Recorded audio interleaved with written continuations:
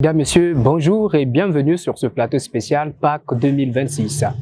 À la présentation, Gasmi Makaya, et je ne suis pas seul sur ce plateau, je suis en compagnie de l'abbé Jocel, Dieu merci, Sakala Sabi. Mon père, bonjour et bienvenue. Bonjour Monsieur Gasmi et merci de me recevoir sur ce plateau. Comme nous l'avons annoncé, plateau spécial la Pâques 2026, c'est pour mettre en lumière ce grand mystère de l'Église, le mystère de la rédemption. Et oui, l'Église entière, en cette période, célèbre la résurrection de notre Seigneur et Sauveur, notre Maître, le Rédempteur, Jésus-Christ.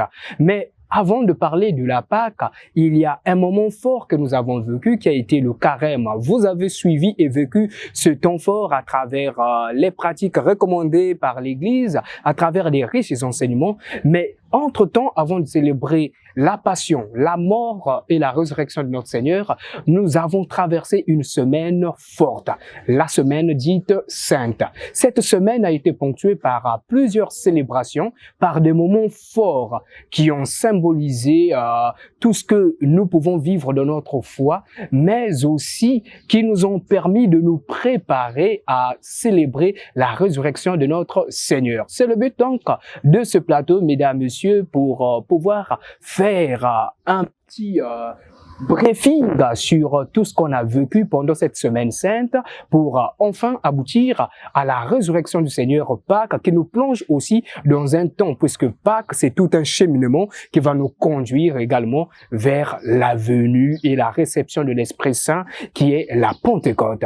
Alors mon père, après donc le temps de carême, nous avons célébré le dimanche des Rameaux, l'entrée triomphale de Jésus-Christ à Jérusalem qui ouvrait donc le chemin, la porte, on va dire, à la semaine dite sainte. Cette semaine a été ponctuée par plusieurs célébrations, notamment avec le jeudi saint, avec le vendredi saint et le samedi saint. Et ces 3 jours, nous l'appelons le Triduum pascal. Est-ce que mon père, en quelques mots, vous pouvez essayer de nous circonscrire cette semaine dite sainte pour en donner un peu l'importance et le sens? Bon, déjà, il faut dire que la sainteté de cette semaine n'est pas liée à un aspect ontologique. C'est-à-dire que ce n'est pas la semaine en elle-même qui est sainte, sinon nous vivons beaucoup de semaines. Mais c'est le fait de la personne de Jésus. Voilà, le saint qui a vécu des moments particuliers liés à sa mission salvifique, voilà, à sa mission rédemptrice, que cette semaine prend une connotation sainte. Pour dire que, ici, nous sommes arrivés à un moment, clé de la mission de Jésus, et il faudrait bien faire un peu plus attention, parce que c'est le moment qui nous ouvre finalement à la réception de la grâce, de la résurrection, de la grâce du salut que le Seigneur lui-même nous communique. Donc, sainteté de la semaine liée à la personne de Jésus, lui qui est le Saint de Dieu. Voilà. Et en clair, le message particulier qu'il faudrait retenir, c'est que cette semaine, nous aura ouvert finalement les portes du salut. Ce n'est pas pour rien que parmi les signes de la résurrection, il y a le tombeau vide. Oui. Vous voyez qu'il y avait la pierre qui enroulait la tombe, et cette pierre, s'est dégagée. Voilà.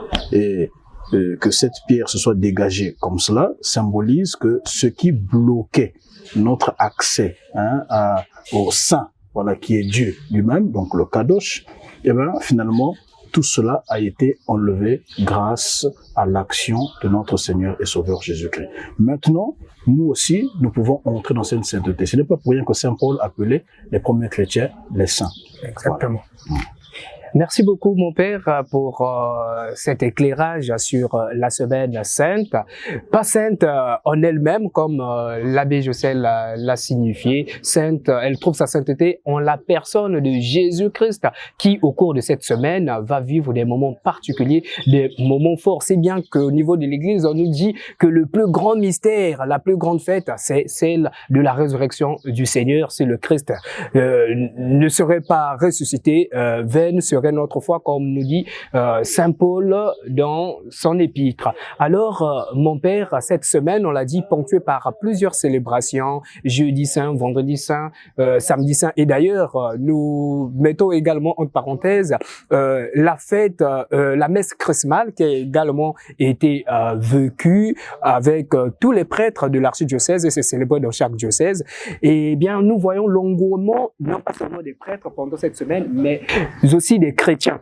Et quand on parle de chrétiens, pas seulement des chrétiens réguliers, même tous les baptisés, on va dire, ceux qui se reconnaissent baptisés enfants de Dieu, c'est une semaine particulière. Voilà peut-être pourquoi aussi semaine sainte, parce que il y a de ces chrétiens-là qui n'attendent que cette semaine pour venir à l'église. Même des gens qui ont fait toute l'année sans venir à l'église, pendant la semaine sainte, on voit leur engouement, les chapelles sont remplies. Alors, quel est votre regard vis-à-vis de cela également? C'est comme un appel qui va au-delà de la simple Eucharistie qui est célébrée. C'est comme si le Christ lui-même, le ressuscité, qui touchait tout le monde. On voit que les maisons se vident, tout le monde vient, surtout lors de la vigile pascale. Bon, le regard, on va dire qu'il sera multidimensionnel. Et le premier aspect, il est théologique. Parce que la Pâque, c'est le mystère central. Donc la résurrection de notre Seigneur et Sauveur Jésus-Christ, c'est le mystère central de notre foi. Parce que, comme vous l'avez rappelé, c'est Saint Paul dans son épître aux Corinthiens qui dit « Si le Christ n'est pas ressuscité, vaine est notre prédication, vaine aussi est votre foi. » Donc, nous sommes là en face de quelque chose qui devient comme le fondement de tout le reste. Et vous savez que dans une maison, eh ben, tout commence avec la fondation. C'est la solidité de la fondation qui dit aussi la capacité d'élévation de tout le reste. Donc, on peut donc comprendre que du point de vue culturel, que tout se soit organisé autour de cela, parce que la foi naît de là. C'est parce que le Christ est ressuscité un jour que tout le reste a eu tout son sens, qu'on a pensé à sa naissance, qu'on a pensé à tout ça. Donc, c'est le mystère central. Et c'est normal qu'à ce moment-là, les chrétiens développent un intérêt assez particulier parce qu'ils se souviennent de ce qui constitue comme le fondement de leur foi. D'ailleurs, chaque jour que l'on célèbre l'Eucharistie, nous célébrons la Pâque du Seigneur. Vous voyez? Parce que c'est le mystère de la passion, la mort, la résurrection de notre Seigneur que nous revivons. À la demande du Seigneur lui-même, le jeudi saint, quand il dit « Faites ceci en mémoire de moi ». Donc, toute la foi chrétienne est cristallisée autour de cette vérité essentielle. Et c'est cette vérité, d'ailleurs, qui est la vérité qui nous donne l'accès à la signification profonde du mystère même de ce que nous sommes. À travers la Pâque s'opère ce que les pères de l'Église vont appeler la théos, donc la divinisation de l'homme. Donc, l'homme qui était déchu par le péché est restauré dans sa dignité et plus encore, il est comme lié dans cette intimité avec Dieu, si bien qu'il partage certaines propriétés avec lui. Parce que Dieu s'est fait l'un de nous et en ressuscitant, il donne à notre chair aussi de ressusciter en lui, la capacité de ressusciter en lui. C'est pourquoi Saint Paul dira, lorsqu'on ressuscite en Christ, eh bien, on tue le vieil homme pour revêtir l'homme nouveau. Et le signe qu'on a revêtu le Christ, c'est qu'on ne vit plus selon l'esprit du monde. On vit maintenant selon l'esprit du Christ. Et c'est là, je pense, le point clé pour délivrer le message essentiel à nos téléspectateurs qui nous suivent de partout. C'est que à Pâques, maintenant que nous célébrons ce mystère central, c'est pour nous rappeler l'exigence qui nous incombe en tant que chrétiens. Nous sommes appelés à apporter la lumière. Vous voyez, il y a un élément fort dans la célébration de la Pâque, c'est la lumière. Oui. Vous voyez, nous portons la lumière nouvelle qui vient pour dissiper les ténèbres du péché. Mais cette lumière ne devait pas seulement s'arrêter à un aspect symbolique, pour dire que nous avons soulevé le cierge, nous avons chanté, mais ça devait atteindre une dimension spirituelle. Comme quoi, nous sommes ces lumières-là. D'ailleurs, le Seigneur dira, vous êtes la lumière du monde. Et partout où nous sommes, cette lumière pascale doit briller pour chasser les ténèbres de la haine, de la corruption, partout où nous sommes.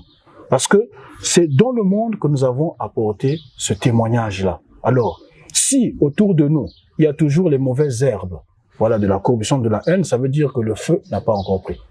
Et c'est ce que nous souhaitons. Notre souhait, notre vœu pour ce temps de Pâques, c'est que tous et chacun prennent conscience de cette exigence liée évidemment à nos engagements baptismaux, à la suite du Christ. Oui. Parce que lorsque nous mettons la suite du Christ, nous nous configurons à lui. En recevant le baptême, nous devenons une seule et même personne avec lui, surtout lorsque nous célébrons les mystères de la mort et de la résurrection à travers l'Eucharistie. Vous voyez, nous devenons une seule et même chose, une seule et même réalité avec le Christ. Et donc, nous sommes portés vers la manifestation claire et nette de cette réalité. Donc, comme le Christ, lui, l'a passé en faisant le bien, Actes chapitre 10, verset 28, eh bien, nous aussi, nous sommes appelés à témoigner de ce bien-là. Notre action doit être centrée sur cette lumière à apporter. Et donc, le feu de Pâques doit venir brûler toutes ces mauvaises herbes qui sont autour de nous. Non seulement autour de nous, mais aussi au-dedans de nous. Que donc la lumière de Pâques vienne dissiper toutes les ténèbres en nous et autour de nous. Que la lumière de Pâques vienne dissiper toutes les ténèbres en nous et autour de nous pour que nous puissions resplendir tel qu'a resplendi, on va dire, les flammes des bougies dans nos chapelles lors de la veillée pascale le samedi saint. Et ce n'est pas pour rien que pendant cette période également, il y a ce renouvellement baptismal, des vœux baptismaux, on va dire.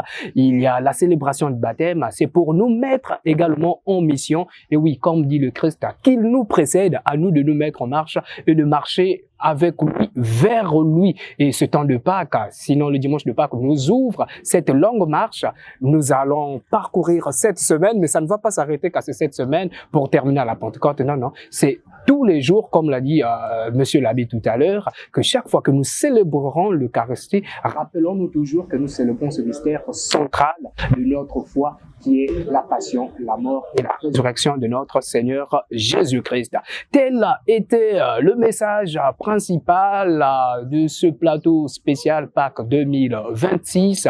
Nous vous souhaitons à tous et à toutes une bonne fête de Pâques une fois de plus, et que la lumière du ressuscité habite vos cœurs, habite vos maisons et éclaire vos activités. Mon Père, certainement un mot de la fin.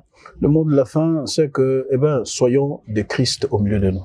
Puisque nous sommes les bras du Christ, nous sommes la bouche du Christ, que la parole du Christ traverse notre bouche pour faire revivre les autres. Voilà.